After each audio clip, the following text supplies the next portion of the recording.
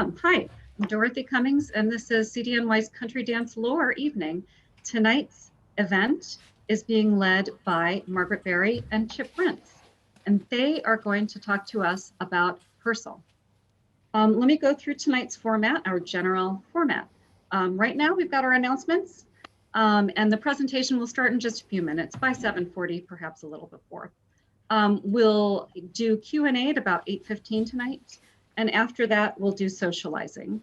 And once we do socializing, we'll go back into gallery view and have everybody talking like it. Meantime, be aware, we are recording and we're also live streaming to Facebook. You can check out the recordings later, Facebook right away, or on YouTube at this link, which you can also grab from cdny.org under the lore information. We ask you to remain muted during the presentation, and that's where to shut off your microphone. And we ask you to turn off video during the presentation this week. Now, it is optional. We do have a way to just have the speakers on screen, but sometimes that makes it easier. We do ask you in any event, please type your questions into the chat box and keep your microphone turned off. Shoshana is going to collect them and ask them during the Q&A in a bit. If you wish, and this is also, it depends on the spotlighting issue. If you wish, select gallery view in Zoom. And you may choose to hide non-video participants. And that is if you're having trouble seeing the spotlight. We are expecting to just have the speakers on spotlight. But if there's any trouble with that, this is how you can just see the people who are speaking instead of the full gallery during the presentation. Upcoming events from CDNY. Next week, a week from tonight at 7:30 p.m., we have a CDNY Live hosted by Cynthia Shaw, lots of music, games, and some recipes or other video bits, a good variety show. 2 weeks from tonight, also Thursday at 7:30, we have Country Dance Lore, this one led by Danny Walkowitz. And Danny's program is going to be very specifically about New York, the New York of 100 years ago. It's Dirty Dancing Not, Turn of the Century New York, and the coming of the Sharpies, and that is Cecil Sharp. Prepare to be shocked, 1920s style by contemporaneous film footage of the tangos and animal dances then popular. Who and what would save polite society from these blights? Take a tour. Danny Walkowitz will lead you through the 19 teens and 20s social trends that Cecil Sharp and his peers deplored. In other news, please, we do like your feedback. Send that to me at englishprogram@cdny.org or to my personal email address. And if desired, you can make a donation to CDNY at cdny.org/give. Tonight's team, I am Dorothy Cummings, hosting and talking at you right now. I would very much like to thank Jeff Berry, who is running our Zoom controls and the live stream to Facebook. Thanks, Jeff. And Shoshana Silverman stepped in to run the door. Thanks a lot, Shoshana. And Shoshana is also collecting your questions in the chat, so go ahead and key them in, and she will read them back in the Q&A part of the program. And now I would like to introduce our presenters. Margaret Bary is one of our callers at Country Dance New York, and a lively and enjoyable caller she is. And Chip Prince is one of our star pianists. He has, for some reason, moved to California, but through the miracle of Zoom, we get to keep him here now. So without further ado, I'd like to turn you over to them. Dances choreographed to tunes by Henry Purcell is their show. I will stop sharing now. Thank you, Dorothy. It's really a pleasure to be here and work with Chip Prince on this. I'm trying to do two things at once, as we can already see. And let me just get my desktop shared. And there we go. Because obviously I can't do two at once. Okay, that should be visible now. So that's the beginning of our presentation. So Chip and I wanted to talk about dance and music, and we both were really interested in some of the dances and the tunes by Purcell. and both historic and modern. And I am no expert, and I don't think Chip has particular expertise on Purcell either. And we're going to share with you some of the things we learned together. And then we're also going to dig in on some dances and talk about how the music and dance fit together. So I made great use of this terrific resource. It's a book called Purcell's Dancing Master by Nicholas Broadbridge and Marjorie Fennessy. Nicholas was just on the Five Things Saturday show 2 weeks ago, and that can be viewed on YouTube at your convenience. But one thing he mentioned is hopefully there's a new CD coming out, and the book that I'm referring to perhaps will be reissued because right now it's not available. But this wonderful CD is currently available by the Assembly Players.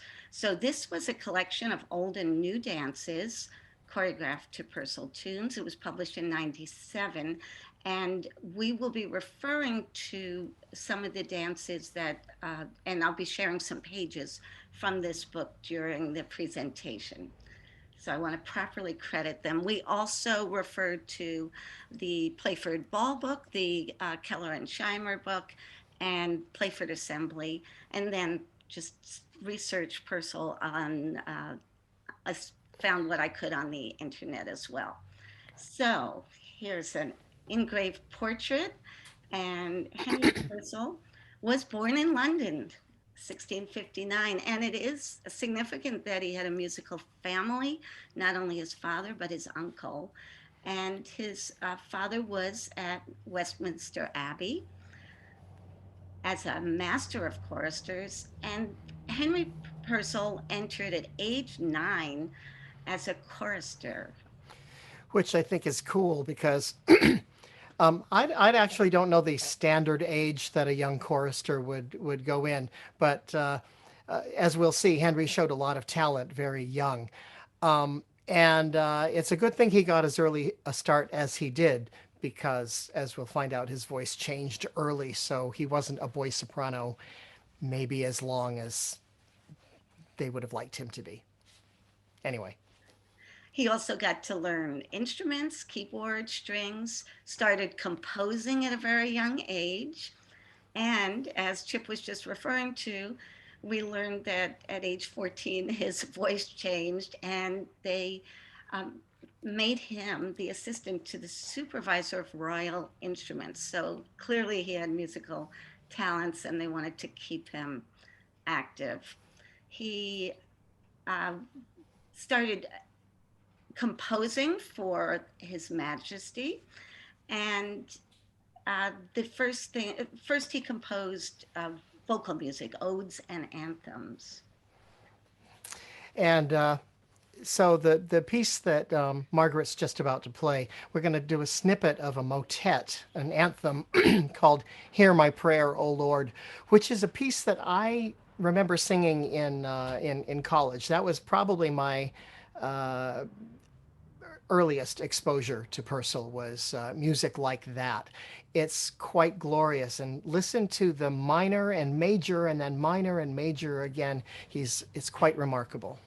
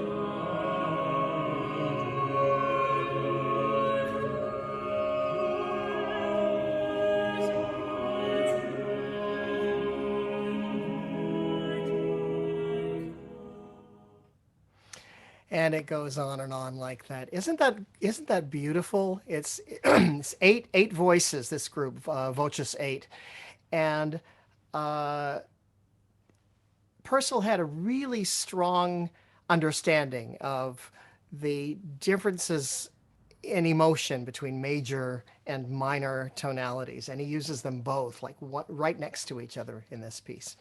Anyway, Thank you, Chip.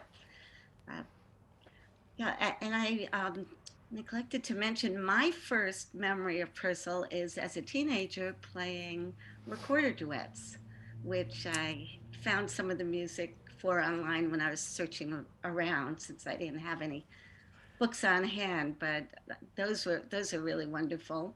And we found out that he went on to compose works for harpsichord, organ, strings, and in 1679 he appears in John Playford's publication. And of course, these are tunes that dances were set to. Purcell didn't go about composing for English country dance. And within the next few years, he appears in other collections by the dancing masters of the time. and I wonder too whether how much he knew about how his tunes were being used. In those days, copyright, permissions, things like that, they were a lot more fluid, perhaps, than we are today. Or maybe we're not that specific either. We like our tunes to get out there, especially in the dance world.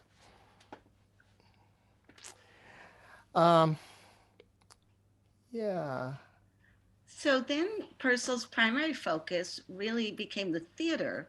And we talked about vocal and incidental music. My understanding of incidental is music that happens between scenes or maybe at towards the end, rather than right in the center of the production or um, the acts. The A lot of these tunes are music that we later see choreographers picking up, and uh, such as Fried de Metz Herman, and we'll be getting to her a little later. So some of the greatest music of the Baroque era, which was considered daring and innovative in concept. I think I'm quoting from now from uh, the Purcell book. And he died, though, at the age of 37 in 1695, perhaps from tuberculosis. And Roger North said, a greater musical genius England never had. So he's recognized as brilliant. And just imagine if he had lived to get much older, what remarkable things there could have been. After Purcell, there was a long period of time in which English composers were just not recognized. They were eclipsed by German, Italian, French composers until really the 19th century. So he had a big what's the word? A big shadow to for everybody to be in, as it were. So including from also from the Purcell book, the list of these are the dances they cover in this book. And I bolded the ones that we're really familiar with usually in our dances, Black Bess, Enfield Common, Hey Boys, Hole in the Wall, and so on. Really a tremendous number of dances to Purcell. And these are the modern dances. Again, Fried was very actively using Purcell scores, but others as well. And Nicholas Broadbridge has his own trip to Gloucester in the collection and another. So we're going to start by digging in on Michael and All Angels, one of my all-time favorite, not just favorite dances, but one that I find the most moving emotionally and could really get to sadness and deep feelings. So Fried did write this during Desert Storm in 1991. And the tune is adapted from Purcell's Diocletian opera. Now, the image you see is from Potter's Porch, and that's the way Fried wrote up her dances, the directions and the tune, and included little drawings. I was curious about Diocletian and found out that it's an opera derived from the play The Prophetess. And here we have the head of the Roman Emperor Diocletian, spelled slightly differently.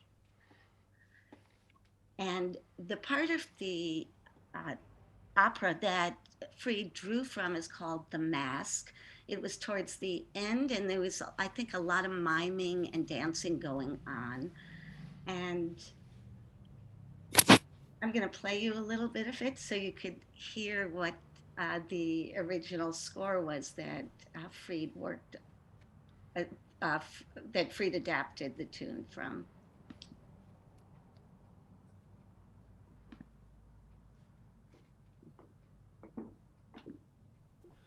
Let monarchs fight for power and fame, with noise and arms mankind along. Let monarchs fight for power and fame, with noise and arms mankind along.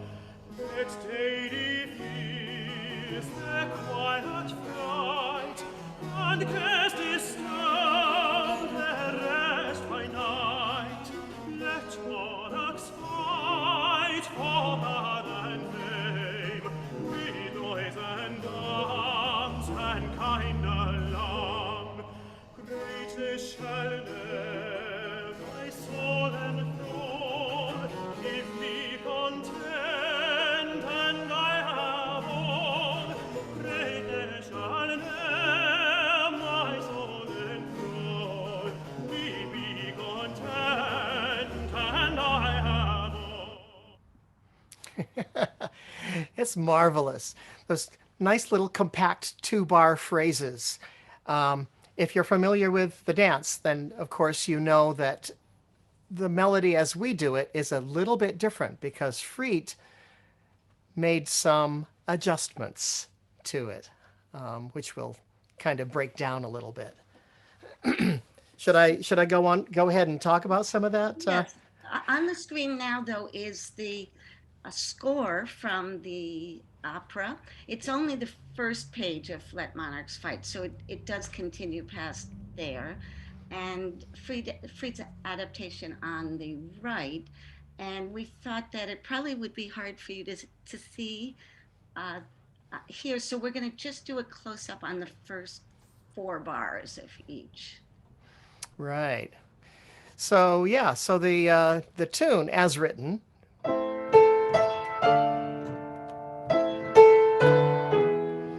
So we've got that da da da da, that little dropping fifth there, da da, and it happens twice, and then it happens again later.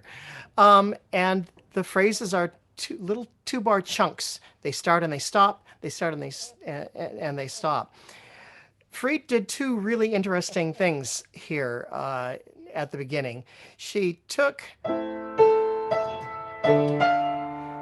made that kind of emphasized that half step, that really poignant minor chord there, da da, and then she went ahead and da da da da da, added those notes in to connect the second 2-bar chunk to the next 2-bar chunk. And we'll see in a moment why she might have wanted to do that.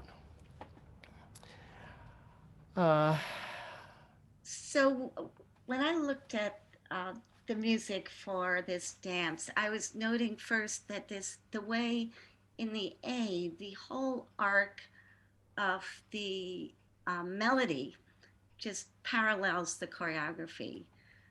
There's this little idea that this 2-bar motif that seems to repeat 3 times. So you have this the directions for the dance, and many of you will recall, is the corners do right shoulder around or gypsy, and that you have 2 bars to do that, but then they cast left halfway around the set and meet again with their left hand. So the do you want to play the A, the first 2 bars? Yep. So that's the right shoulder round. And it's only 6 steps. That's why we always talk about it being a very tight move. Right. And then we have the cast around, and you have another 2 bars for that. And the motion continues, doesn't it? Exactly. And so those little notes she added, those 8th notes going up, means you don't stop. The momentum keeps moving into the left-hand turn.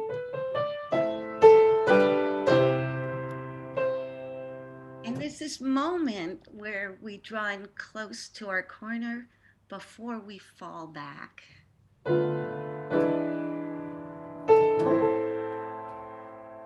So there's a sense of resolution there. And it seems to me that there are 2 moments where those 2 dancers are closest to each other. One of them is in the middle of that, at the beginning, the right shoulder round. Right there, there's a poignant harmonic moment, and then they move around. Now they're doing the left hand turn, and just as they get really close, and they back away. So again, a poignant harmonic moment. I don't know how really purposeful Freet was at that, but I wouldn't be surprised if she had that in mind. So going on into the B, the melody changes, but again we have these short phrases in the same rhythm with the quarters and half notes. It begins with a right hand star halfway, and then we have that moment of the first corners changing places, which is always a very intimate moment. So would you like to play the first 4 bars? Right. So that's the star and the sachet across. And then on the 3rd repeat, the melody continues to build, and then as you turn single, it comes back down.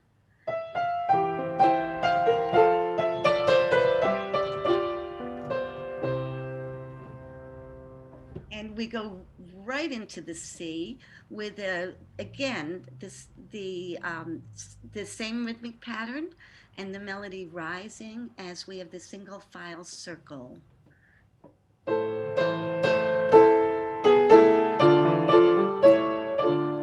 And it flows right into the poussettes with the tune rising.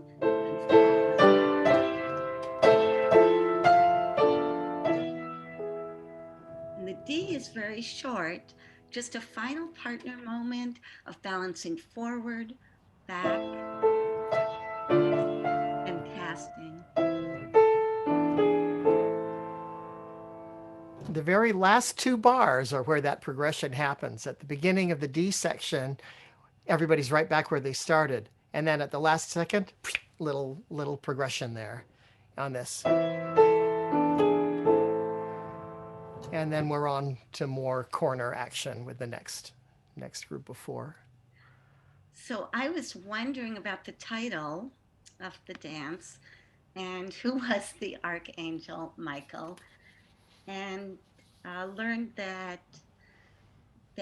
Michael assists people at the hour of death, and there can be prayers to defend us in battle. So the connection both with the sadness and this perhaps being an anti-war statement, Freed's, it all connects with the title as well. Do you want to play the whole tune once through so we could listen to it in fullness now that we have taken it apart? Sure. And if you know the dance and feel like dancing it, now this is the time, this is the chance that you have to do it.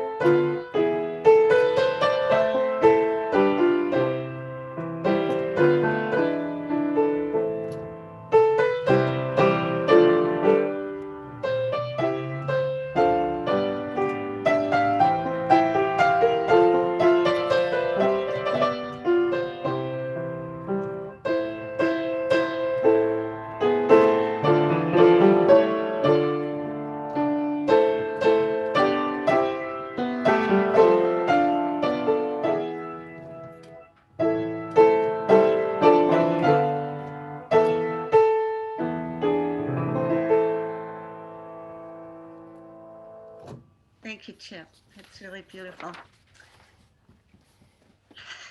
Shall we go on? Yeah, we have a couple more tunes to cover. We spent the most time on that one though, because I think there was a lot of substance there. And then we went back in time to the historic tunes, and Hole in the Wall was published in 1698 in The Dancing Master, and Douglas and Helen Kennedy did the reconstruction in 1929.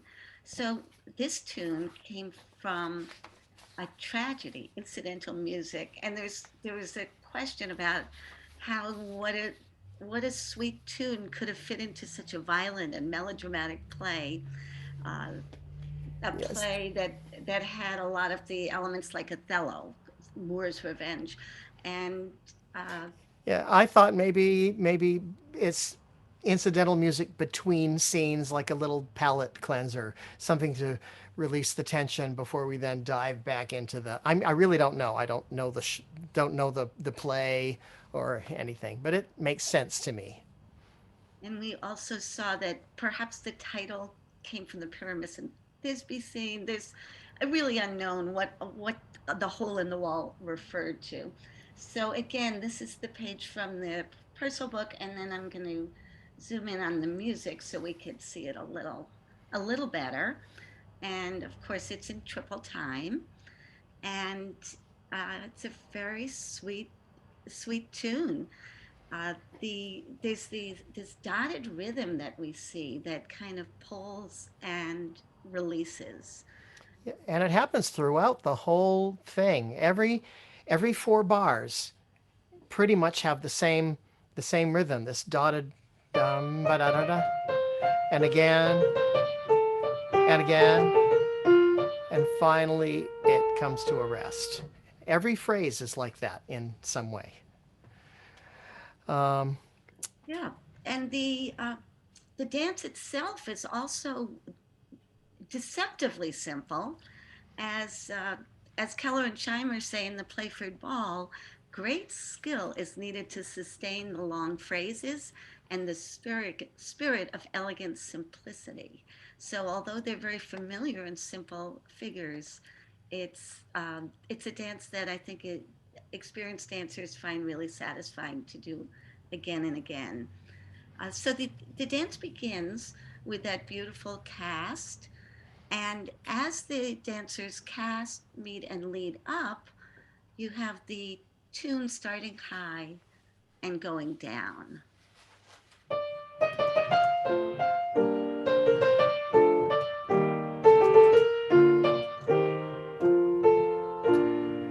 and can I just say something about the last bar of this? You know, if this were a minuet or a waltz, then the last two bars might have been something like this. And the melody and the chord would have resolved on the downbeat of that fourth bar. But because it's a hornpipe, and this is something I kind of learned from Dorothy's presentation a few weeks back, the resolution, the cadence, is delayed to the last possible beat. It ends on 3 of that bar, or the 12th bar of the phrase. And no time to breathe. We go right back to the beginning again. Yeah, and you also mentioned that would be very challenging for wind players. It's it's going to be easier for a violinist to do this because they can just move the bow back again. Pianist, no problem. But if you're playing a wind instrument, a clarinet or a flute or a recorder, then yeah, there's no time to breathe. You have to cut off the last bar and then breathe. That's my clock chiming 5 o'clock here in California, by the way, if you heard that. You still have daylight there. Yes, we do. So then going on to the B, we have the corners cross. And again, we have the rhythm staying the same, but a variation on the melody. Do you want to play the first 2 bars?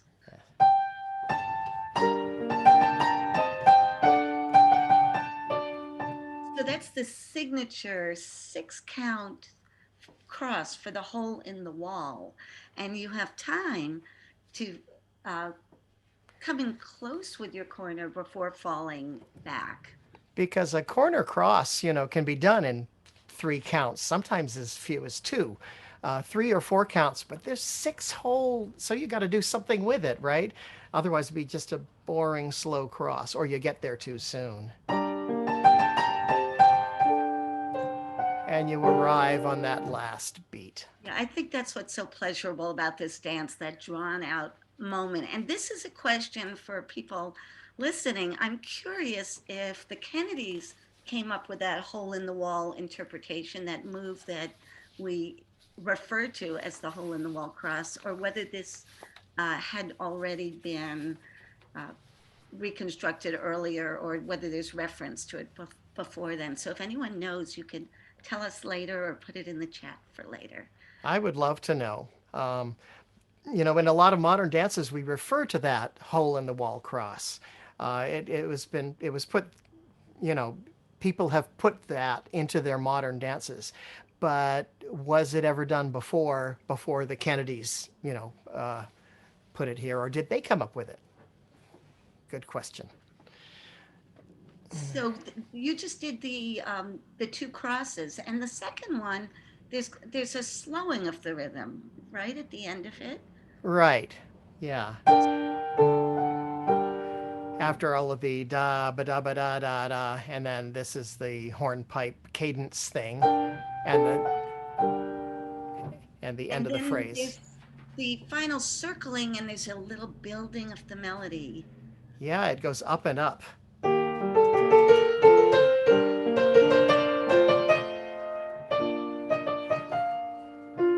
And I forget what happens. That's oh yeah, they circle half. At the end. Yes, so we circle and then we cast, and the melody comes back down.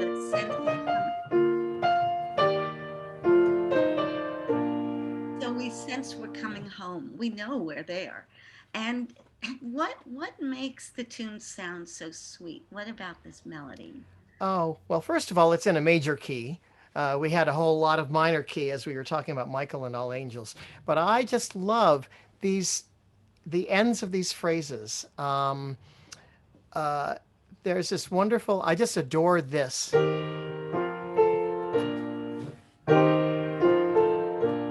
And then it's a very satisfying kind of resolution, a very satisfying kind of cadence. We go through these things and we arrive at home or something. And it's just feels nice. It's sweet. You also said something about the pitch, that it's high, but it doesn't stay high. Yeah, well, this A phrase, it starts in a medium high and it moves its way down and arrives at. But then when we get to the signature part, the hole in the wall crosses, we not only go to the highest pitch that exists in this tune, but we also momentarily are in a minor key. So that's really cool.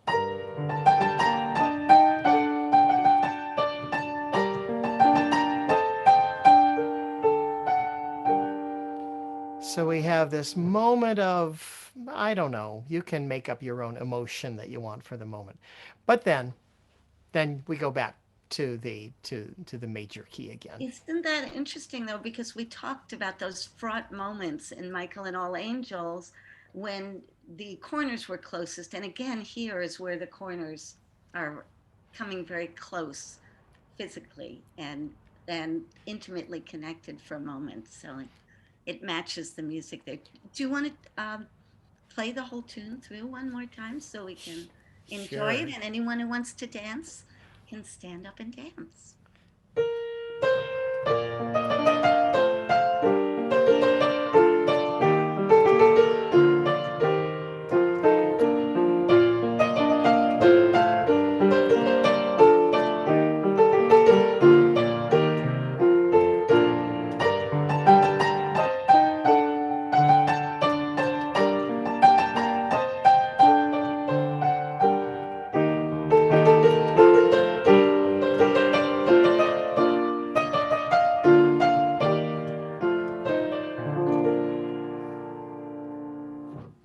Thank you so much, Chip. I have to say that this whole project, there's a very selfish aspect to it, and I feel like I'm learning so much about these tunes. And when I get back to dancing them, they're just not going to be quite the same, or I'll have another ear open to how the tune and the dance fits together. I feel the same way, Margaret. I'm, having a project like this kind of gives you the impetus to dig than deeper than we normally would do on a Tuesday night. I just play it. I have other musicians with me, and it's lovely. But to really start to get to the nitty gritty of what goes with what move goes with, and why, and maybe some of that is accidental, but I think a lot of it is just somebody being really, really clever and really smart and marrying music with movement. So let's go on to St. Martin's Lane, somewhat less known, but certainly a favorite dance as well. And this came apparently from The Virtuous Wife, 1694, and Christine Helwig reconstructed it in 1988. Graham Christian thinks and mentions in Playford Assembly, that's where we have the most recent uh, write up of this particular dance. It wasn't in the Playford Ball book, so it appears in Playford Assembly. He says Purcell might have borrowed the tune from a French popular melody, and we talked about that, Chip, in terms of quite a number of these tunes, and later in Yeah. Willy Berlera, which we may or may not have time to get to today. And I found out St. Martin's was the site of Northumberland House, which was a large townhouse in London, home to the Duke of Northumberland, and they were some of the wealthiest aristocrats of the time. So, why don't you start us off with the tune? And do you want to play the whole A? Yeah, It, yeah. This is interesting. By the way, um, those of you who are familiar with the versions of these tunes that are in the Barnes book might have noticed that these are a little bit different. The first two notes that are written here are not the same, and the chords are sometimes different, and they're written below instead of above. And it's I try not to pay too much attention because I usually use my own chords anyway, uh, starting from Barnes and then going. Anyway, here we go.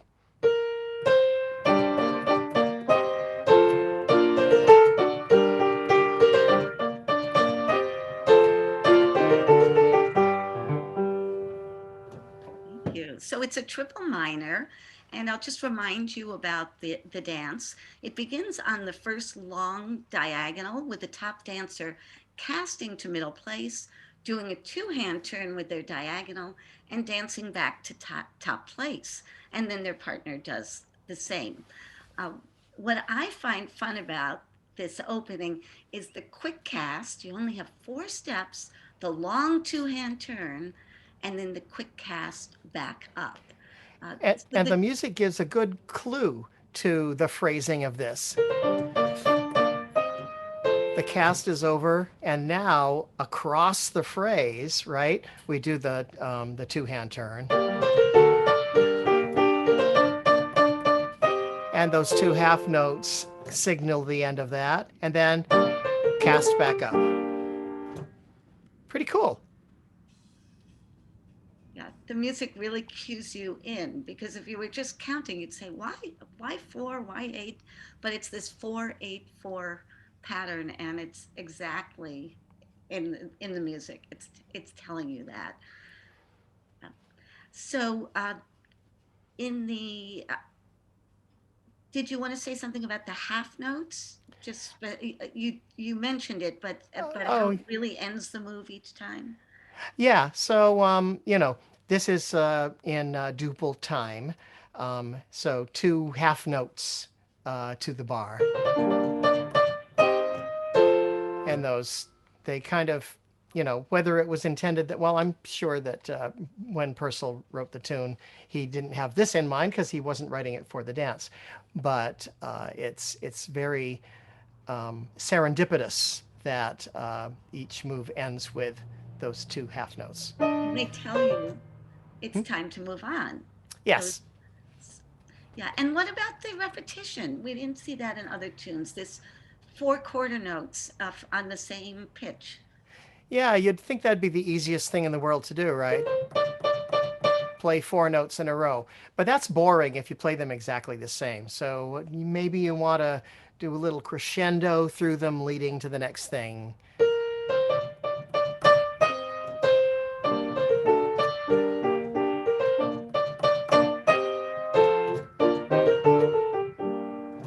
Something like that. Yeah, and that feeling of quick and then leisurely. So you're really moving, but then you also have the two-hand turn. You really have a nice amount of time for, and so you smooth it out and flow through the It's a turn. marvelous change of texture. There's a lot of quick movements in this, but not all of them are. Not all of them are. So By the then, way, those 4 quarter notes, we're going to see more of them later, and they'll build and build. But anyway, we're not there yet. so then in the B section, just to get the choreography in your mind, we again have this pattern of 4. The ones lead down, and they only have 4 counts for that to initiate the double figure 8 with the 3s, and you have 12 counts for that. And then similarly, the ones look towards their neighbors above, the 2s, and they do the double figure 8 above, and then all two-hand turn their partner. Similar to the A section, you'll hear those 4 steps for the lead down before the figure 8. So this is really cool because we get 4 counts, and then we have a 12 count figure, which is the figure of 8, and then another 12 count figure, which is the figure of 8. That is a satisfying phrase in and of itself. And then at the very end, well, when we get there, shall I play that the B section, or most of it anyway? Yeah, why don't you do the first 8 bars? Right. Figure of 8 now.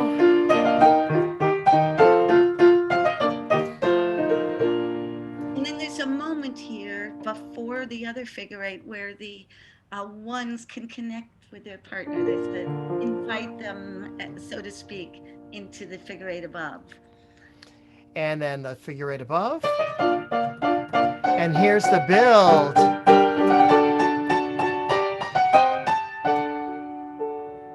And then we have 5 bars of music left. Not 4, not 8, not even 6, but 5. And yet it's perfect. Because this is where everybody meets, does a 2-hand turn, and Then steps falls back, So right? it's kind of,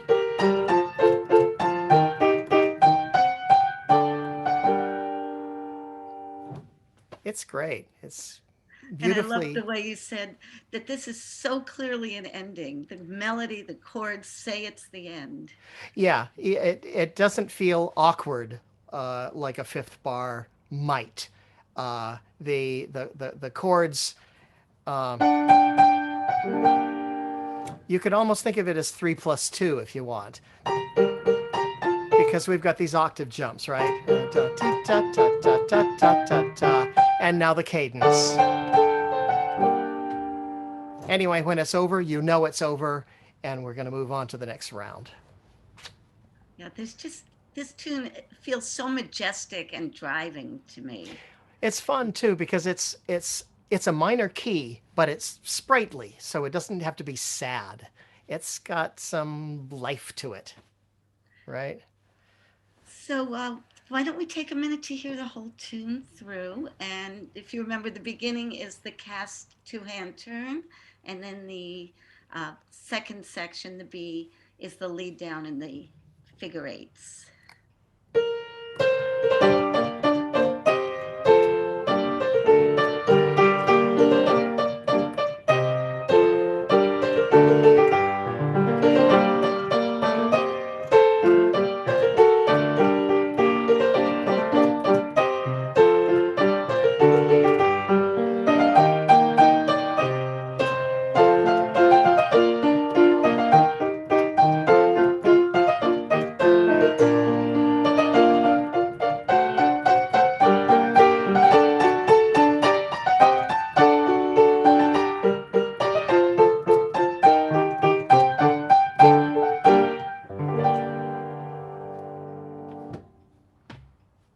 Thank you, Chip. Shall we open up the conversation?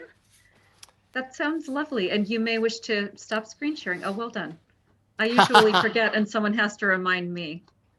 I just love these tunes.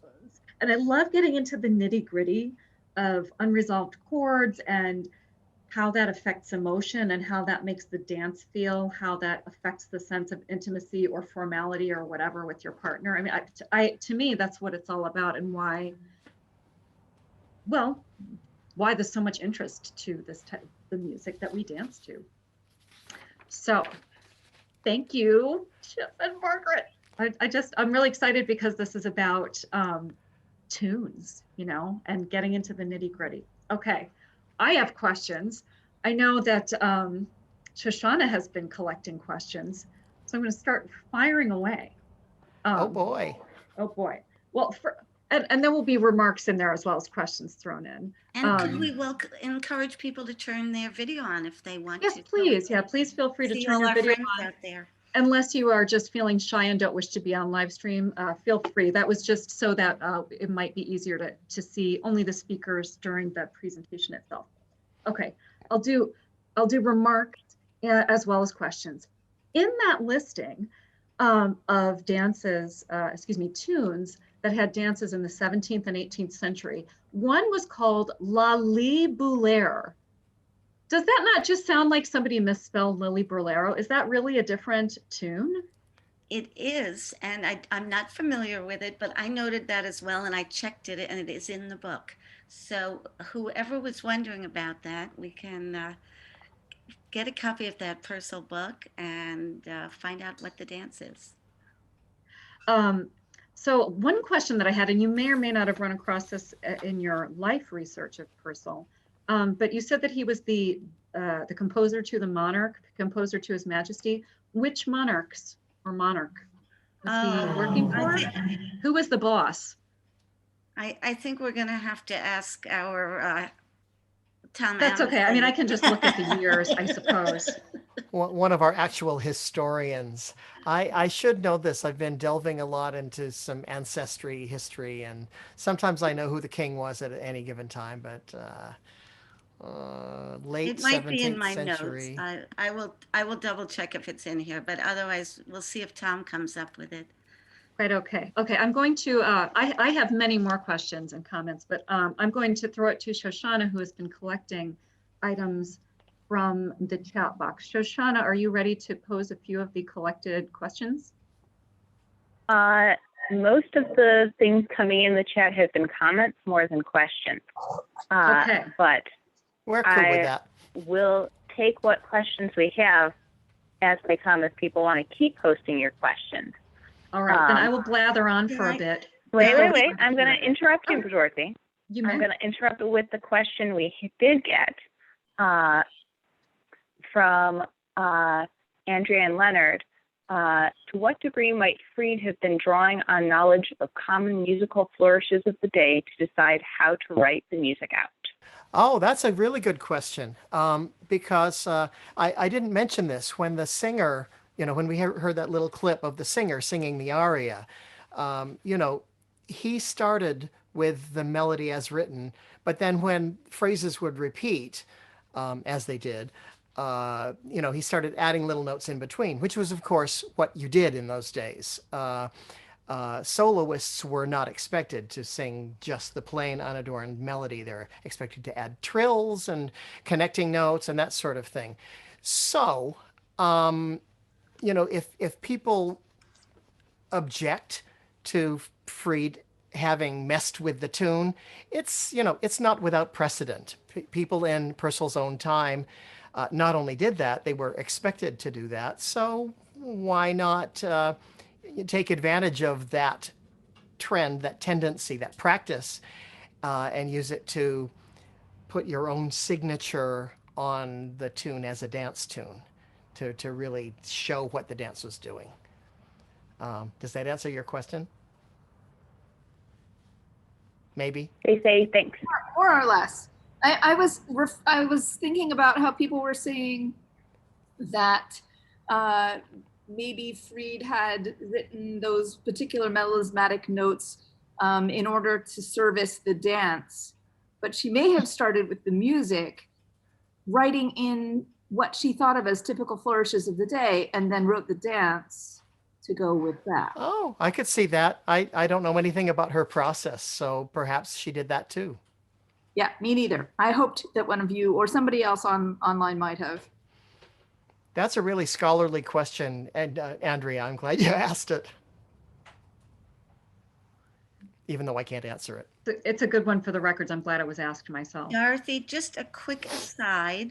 I see that we think it's probably Charles II who started working with, but later, for a long time, he was composing for Queen Mary, and he composed a birthday ode for her every year, and for her funeral in 1695. She died just before him. And The Queen's funeral. That's a much less fun dance than the Queen's birthday.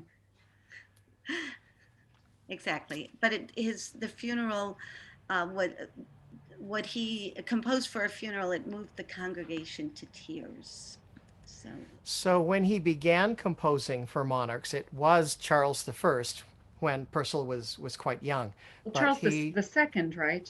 I'm sorry, Charles II. Yeah, but that being the first monarch that Purcell wrote for, but he wrote for 3. That's cool.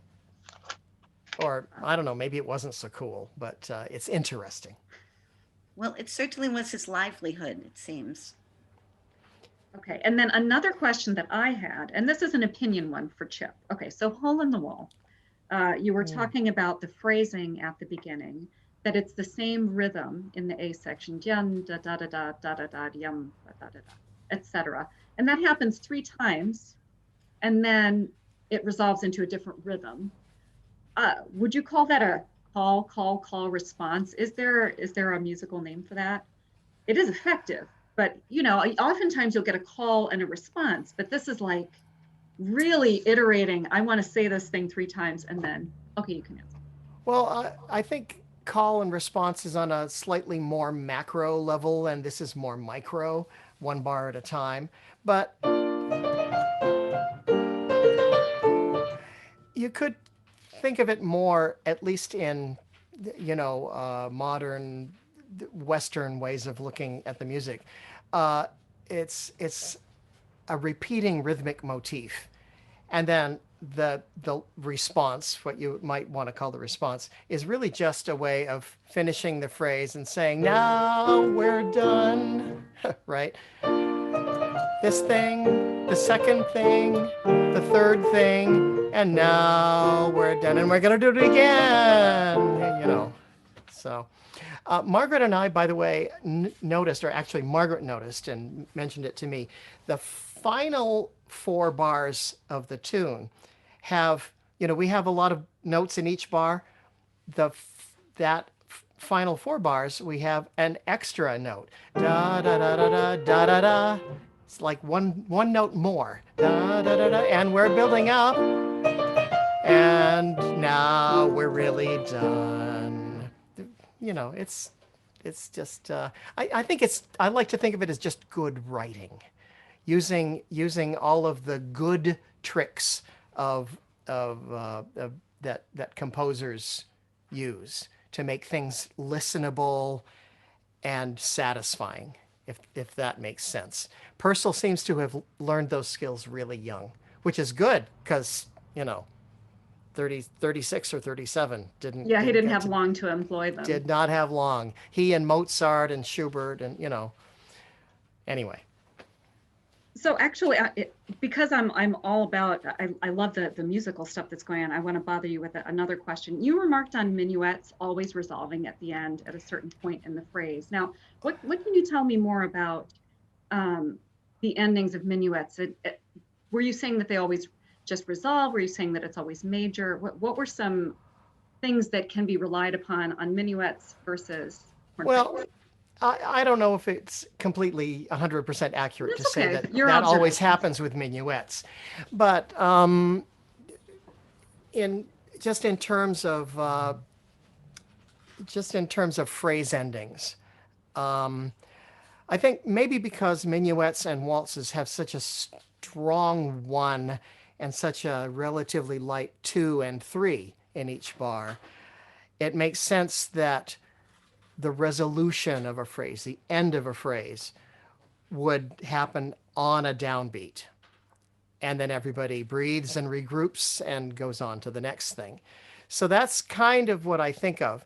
And to me, hornpipes are a real contrast with that because they really do wait till the last possible second. I mean, it's really less than an actual second. It's whatever fraction of a second. When you're instead of like I demonstrated before, and you might fill in a little bit just to say here's the rest of the bar before we go on. That would be what a minuet might do, or like a waltz might do, or a mazurka, or something else that's in triple time. But the hornpipe waits till that last beat.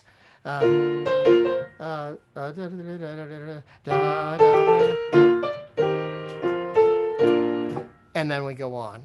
That's really cool. This is a fun parlor game. Let's take the same triple time, rhythm, and let's make it a waltz. Let's make it a hornpipe. Let's make it a minuet so that we can hear the differences. That's really cool. And those are contra dance musician tricks too. That sort of thing. We're saying, how can we make this, like different? How can we make it unexpected for the dancers? I wouldn't recommend that for this sort of situation, but yeah, it's a way of demonstrating, I think, the characteristics. Before your talk, Dorothy, I never would have thought to guess what makes a hornpipe. So this was just something that I noticed on the way. It's like, oh, wow. I don't know if that was a rule, but it seems to have been a style. Delighted that we have that connection. I think we have a question from Shoshana. We have 2 questions. One coming to us. One is actually directly on the question that was just asked, and that is, what are the characteristics that make that tune a hornpipe? Dorothy, you want to field this one? Well, yeah, but I might do the quick and dirty. Oh gosh, I don't have it top of mind, but there's an entire talk recorded on that link that we gave earlier. But it's triple time, it's even, and it's quite syncopated, and it often ends on 3 notes. Da dum bum dum ba da da da da da dum ba da da, and that's the thing that drives it towards the next phrase. And you know what? And this tune, even though it is a hornpipe, it doesn't have that kind of syncopation, but it does have the phrase ending, the signature phrase ending of the hornpipe. And of course, we also know, it was part of Dorothy's talk, there's a different type of hornpipe, the kind of sailory thing.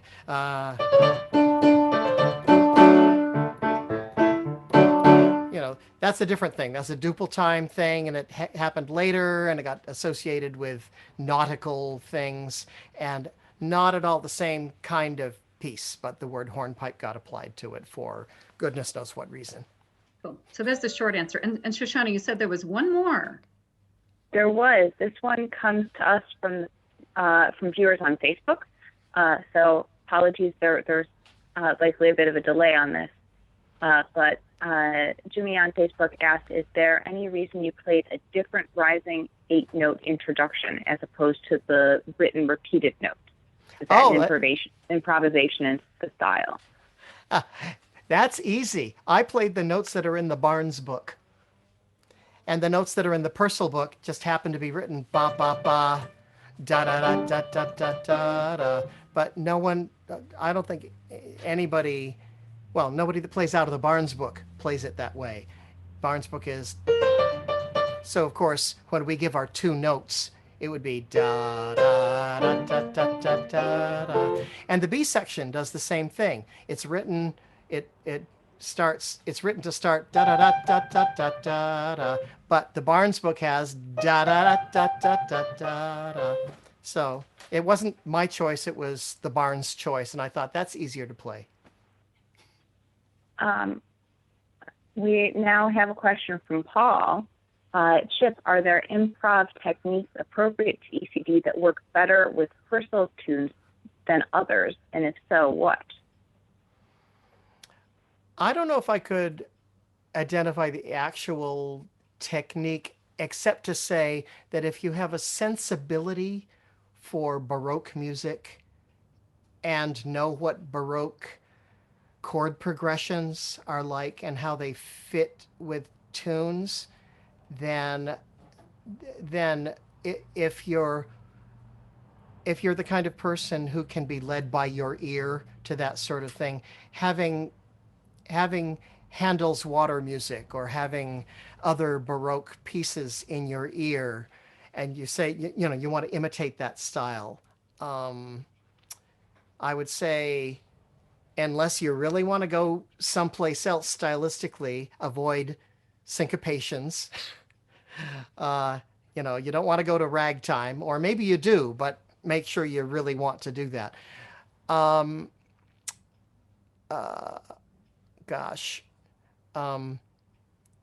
Adding, if you do listen to recorded Baroque music, like for instance, that one recording of Michael and All Angels that we listened to, if you listen to what the singer does, then you can say, oh, I could do a figure like that. You could do something like that or whatever. So those are, so I suppose the short version of my answer would be listen to a lot of Baroque music and let it kind of get into your bones and try to imitate what you're hearing there. And that's what I like to do when I'm playing Baroque tunes for English dancing, whether it's a free dance or an actual old dance from Playford's own time, or say Gary Rudman dance, because he has brought in a lot of old tunes that had heretofore not been used for English dances. So going to the sources and hearing what those pieces are really like is really cool. I agree.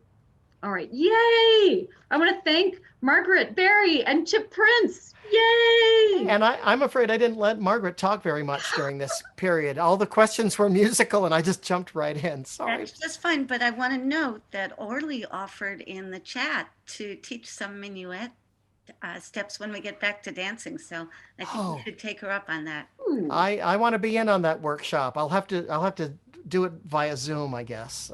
So have a camera set up. Cool. Dorothy, thank you so much for thank you, this opportunity and for your conception of this series. It is a pleasure. It is wonderful to see this. Okay, so that is our program. We're going to go off live stream now. And if you would like, please hang out. We'll do a little bit of socializing. Feel free to go off camera, take turns speaking via microphone. And that's that. So that's our program. And now to socializing. Thanks again.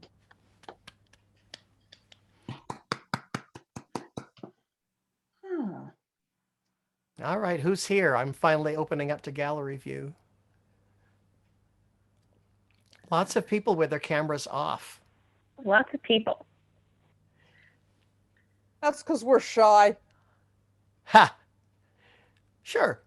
Oh, Den turned his on. Oh, and there's Tom. Incognito. Well, so Margaret, one reason that questions didn't get directed to you was that a couple of questions I had to you from rehearsal, you answered in the talk. But the hole in the wall figure, you posed that to the folks on the call. And there were a couple of answers. Jenny Vaughn wrote that they began doing the come in close and fall back in the 90s or perhaps the 80s. That is, in her recollection, was relatively late. And Beverly went to the source, went to the Playford Ball, and saw there that it was cross and fall back, and that she thinks perhaps the folk process played a role. They wanted to make the fall back mean Part of the something, so you six. had to somehow wind up close together so you could fall back. Yeah, and that does sound like a folk process thing to do. And honestly, it feels great to do it. I love that little pivot as you come in close to pass your corner and pivot. When you said the 90s, you mean the 1990s? That's what Jenny had put in her chat. Jenny, are you still But it's there? the- And can you remark? But the Kennedys put it in their it's in their direction. No, it's not. Oh, it's not. Okay. In the new series book, it just says, and the terminology they would have used at the time, first man changes to a second woman. And it doesn't say anything about falling back or pivoting or making it fancy. It just says change. Wow. I remember doing it that way when I first started dancing in the mid 80s. Just And as I remember being told not to put too much flourish into it way back in the 70s. Just taking 6 counts to move a very short distance. So part of modern folk process, perhaps. That's not necessarily a bad thing.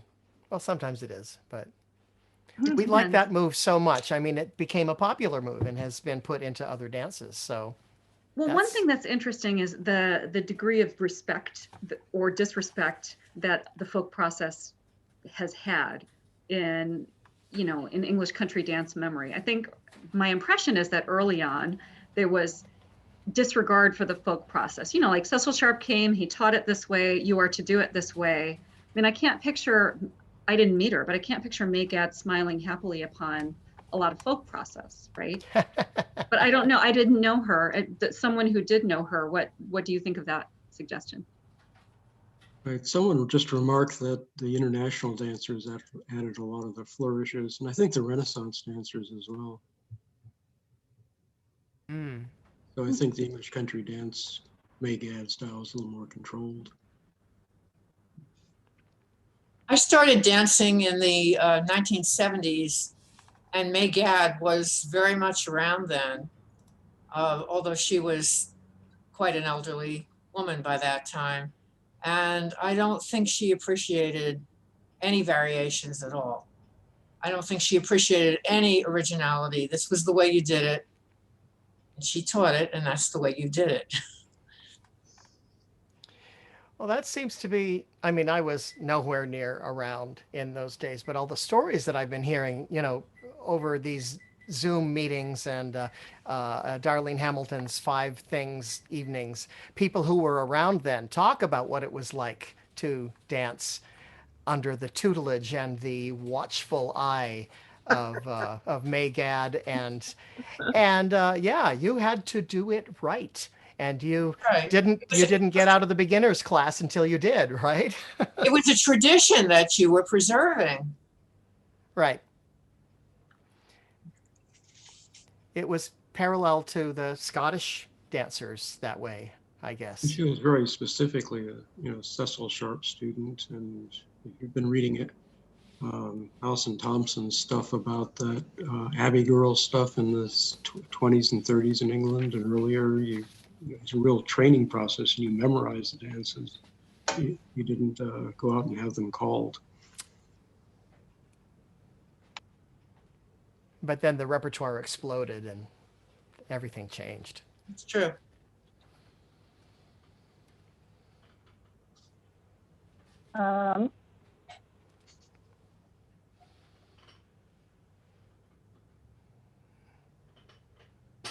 Mind. Oh, I see more questions, Yeah. like from Andrea and Leonard. Yes, Andrea, do you want to pose that verbally? Because I want to make sure that we're actually answering the question that you're asking. I think that you probably answered it about as accurately as it could be. I just was wondering, I know that we had the Playford, notes from the Playford books, the dancing master books, right? All the different dancing master books. And I wondered whether they had been doing Playford dances in England before we started doing them here, and whether we might have picked up things like that hole in the wall cross from English dancers, like from England, as opposed to inventing it whole cloth ourselves. I don't know. I have no idea. I didn't start dancing until 1990, so these things were established when I came in. That's interesting. So were there sort of folk traditions that were carried over from English dancers in the 20th century after the Sharp revival? Yeah, maybe. That's a great question. I have no idea what the answer is to that. I have some vague guesses just based on what I've heard the tradition is. Sharp taught it a certain way. People were really encouraged to dance it just that certain way for some decades. And then there was a certain loosening when people like Pat Shaw, who were steeped in that tradition, had the credentials to start being more creative with it. I don't know. That's my sense of it, but that's probably my own folk tradition of how it transpired. Thanks, it's interesting, to notice that when you look at the Playford notes, when you look at the way things were notated, there's so many abbreviations and things like that again, and stuff that you have to learn along the way, and they're not always clear. They're not always clear at all. Sometimes like, how many counts is that supposed to take, and how can we do that, and how does that fit in the phrase? And so that's why, of course, in the 20th century there had to be all of these people who took it upon themselves to reconstruct, starting with Sharp and then the Kennedys and everybody else that has done so. And in our own time, people like Andrew Shaw. It's pretty remarkable, and I guess we've had to decide that we may never know really how it was done then. We are doing something that's very much like it now, and it makes us feel good, so we're just gonna keep on doing that. Or we go to a different city and the caller says, you may do this dance differently in New York, but in Boston, this is how we're doing it, and that's how I'm calling it tonight. And I love that too. Yeah, in your own village. So actually a question for Margaret or for Chip or both of you, which is, so what were you hoping to find out when you decided on the topic of Henry Purcell? And what did you come up with that were some surprises or that particularly stick with you as interesting and meaningful or just fun? That's a Margaret question. I just wanted to really dig in and learn the music and have it in my ear. I think that we saw some patterns in the structure of the music between the different dances we looked at. But of course, we only looked at 4 dances. We also looked at Lily Berlero. We didn't have time to talk about that. But those patterns might also not be unique to Purcell, that kind of repeating 3 times and then coming to a resolution. But there were, also the way he used rhythm and those rhythmic patterns repeated with different variations on the melody. And again, I would have to really look at other composers to see whether that's something unique to Purcell or just techniques of composers. But I just feel like these particular dances, we got an understanding of how the music really supports the dance and things that I, as a dancer, I was feeling and experiencing in the dance. I was able to dig into looking at, I had never taken time to look at the score. I read music, but I didn't look at them and really study them and how the dance and the music fit together.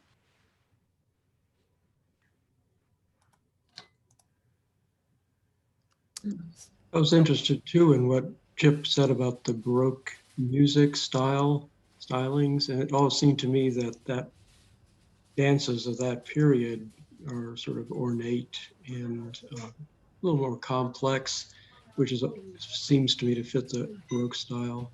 I don't know if you could say some more about that. One thing I've noticed in terms of chords and how often chords change, a more modern way of looking at these things is maybe to take these melodies and simplify the chords and not have them move as often. And I noticed comparing what we saw on the screen in the Purcell book to what I know it to be in the Barnes book, for instance. The Purcell book seemed to be more complex. Sometimes if there were 3 beats in a bar, there would be a chord on every beat. And that can be a little bit busy for some players, not all. But, the more modern style is maybe to pick one chord that works for the whole bar and let that go through the whole bar, so that you're mostly having a chord on every bar or every 2 bars or something like that. But it is a characteristic of Baroque style that chords change more often.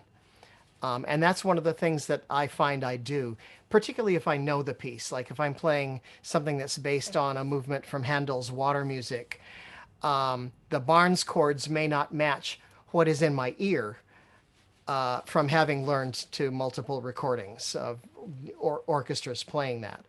And so that is one of the elements that I bring in to try to make it sound more Baroque. Now, I won't do it through the whole 11 rounds of the dance usually, because that kind of limits what the other players get to do in terms of their improv when we get to the point of improving. But it's, I always like to start that way. So it's kind of to remind everybody, folks, this is a tune from 1730 or from 1686 or whatever. And we might bring it into the 20th or 21st century, but we're going to start here. We're going to start in history. It's We have interesting. 2 more questions in the chat. Oh, go ahead, Margaret. Go ahead. It's interesting what you mentioned about the difference between the notation of the tunes in the Broadbridge book that we're looking at and the Barnes book.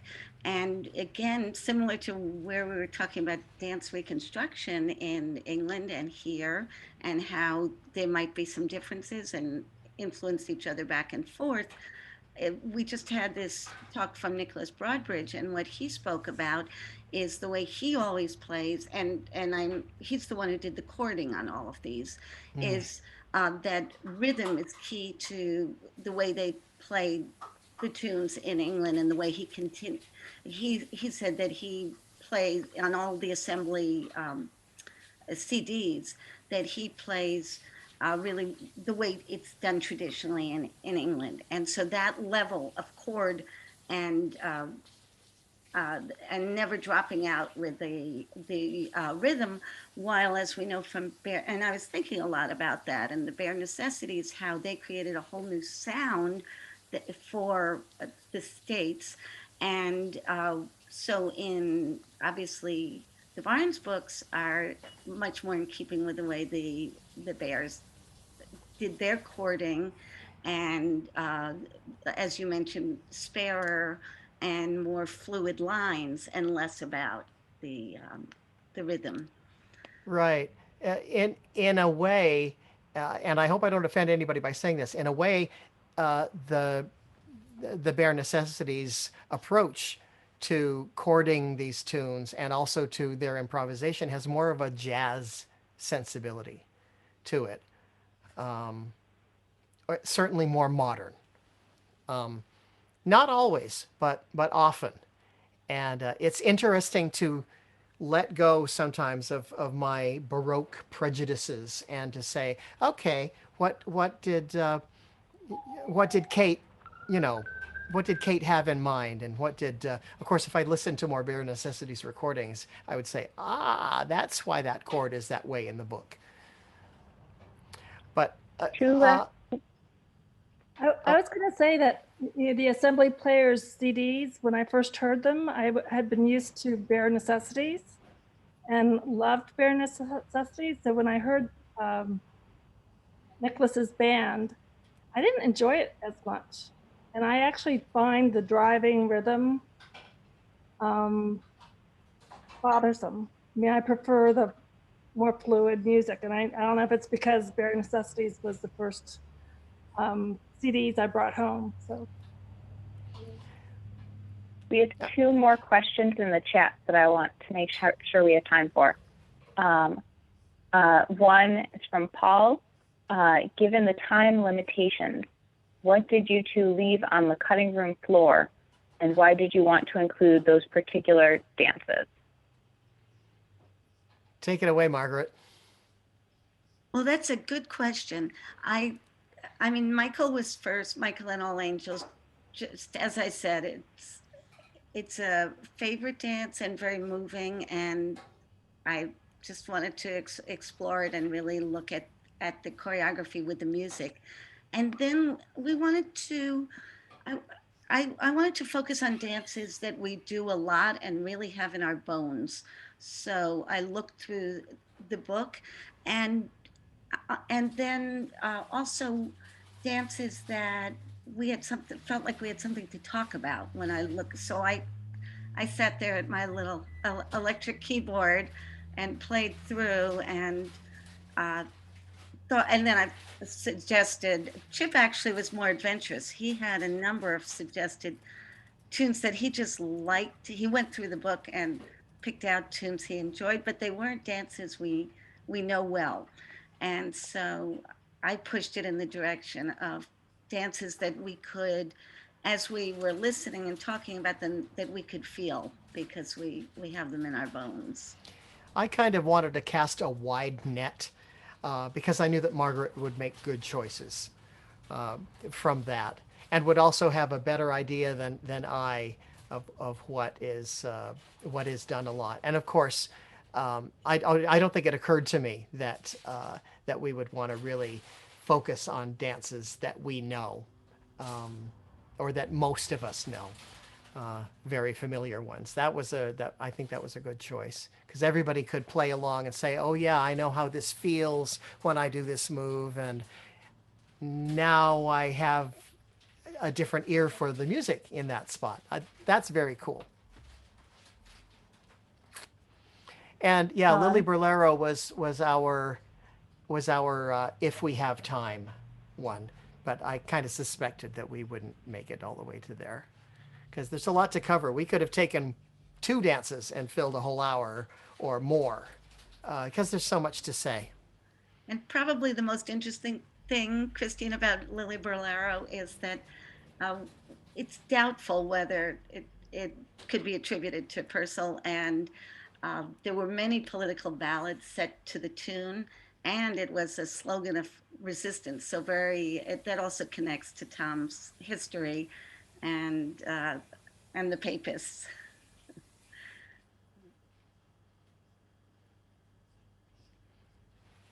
Well, I just want to keep going on and on, but at the same time, we should probably let these fine presenters off the hook. Beverly said, made a really great comment in the comments about hole in the wall.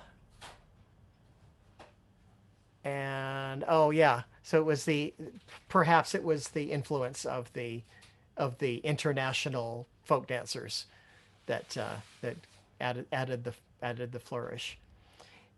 Well, thank you, international folk dancers. You gave us something really cool that we've used. Yeah. Lucy Weinstein adds to that too, that boy, did we exaggerate the mannerisms in the dance. We had a lot of fun with it, is her comment as an international dancer.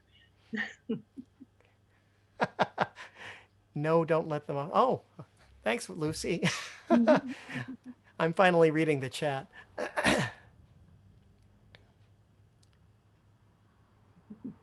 Oh, and I have a private message. A jingle for the BBC World Service. Yes, yes, on the newscast. So they use that as their opening music.